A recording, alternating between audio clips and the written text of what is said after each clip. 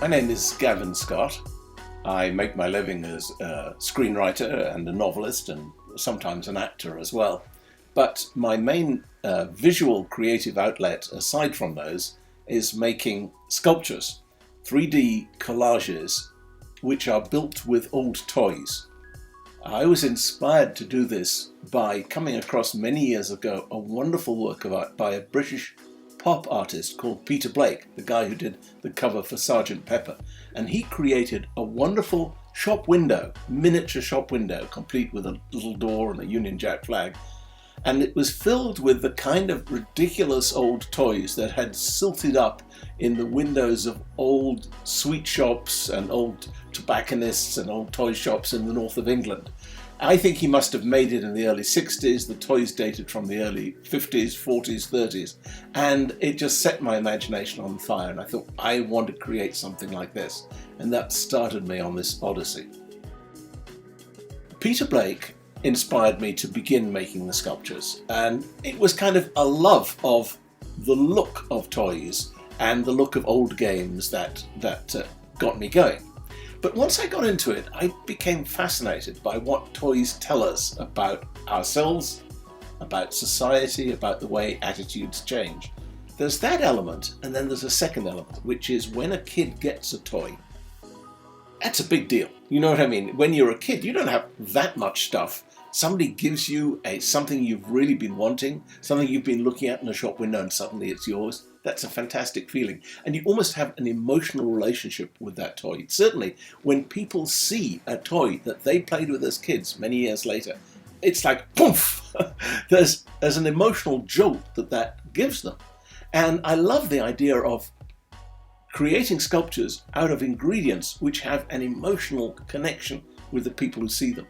It connects them to their own childhood, and also because it's put in a different context, they get to see the world in a slightly different way. I should mention that the box is quite an important part of the whole concept in a way. Partly because, as I say, when you're a little kid and you see toys for the first time, mostly you're seeing them through a shop window or inside a box in a store. You don't have them in your hands straight away. You may later on if you're lucky enough to own them. But first of all, there's something that is slightly apart from you. And I think that's part of the magic of toys. If you put them inside a box again, then part of that original thrill returns. And then there's also something about creating a world inside a box that's that beautiful self-contained space there where anything can happen. And that's one of the other pleasures of creating these sculptures for me. The art that I most identify with is certainly representational.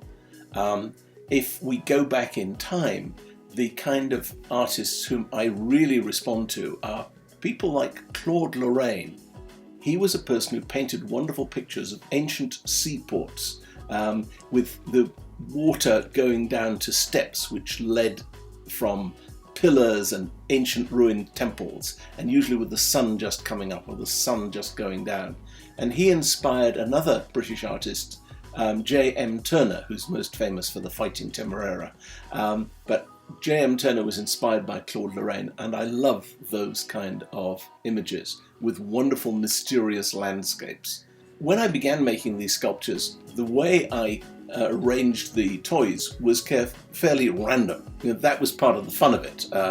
It was just the juxtaposition in a surprising way of the toys.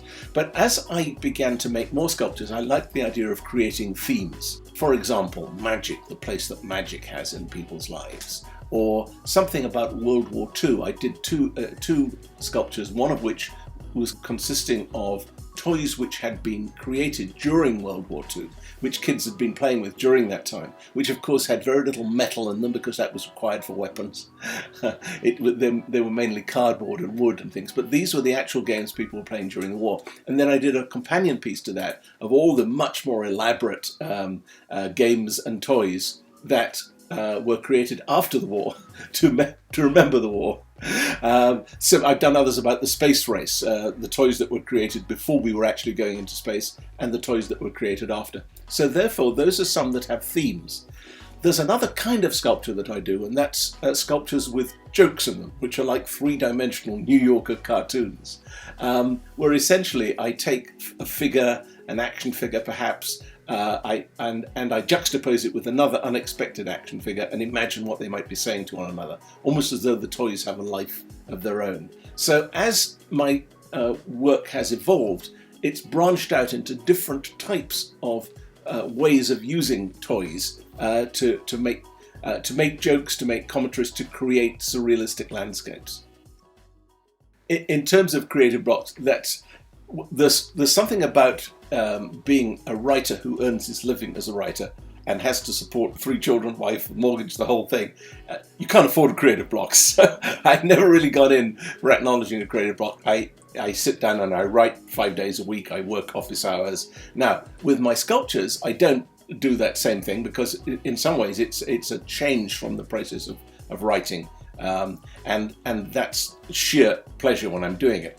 And it's not that I feel creative block. There are periods when I'm not making them because I might be collecting the raw material and then suddenly I'll buy one piece from a yard sale or a flea market.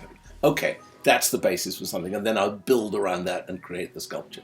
One of the real joys for me in making these sculptures, quite apart from the pleasure that they give me in creation, is seeing other people respond to them.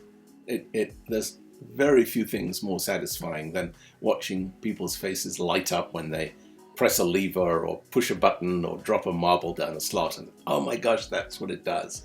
Or when that memory ray goes on with, I had one of those, oh my gosh, there it is again. And for me, that's just a wonderful feeling when people enjoy that. So when I was able to have an exhibition at the Lois Lambert Gallery, and in the opening night, there were hundreds of people came through, and the room was absolutely buzzing with people laughing and exclaiming and just enjoying themselves. That was such a blast. For me, creating art gives me joy, but I really get my satisfaction from seeing the joy that it gives others. And if people get joy from looking at these things, then I'm hugely happy.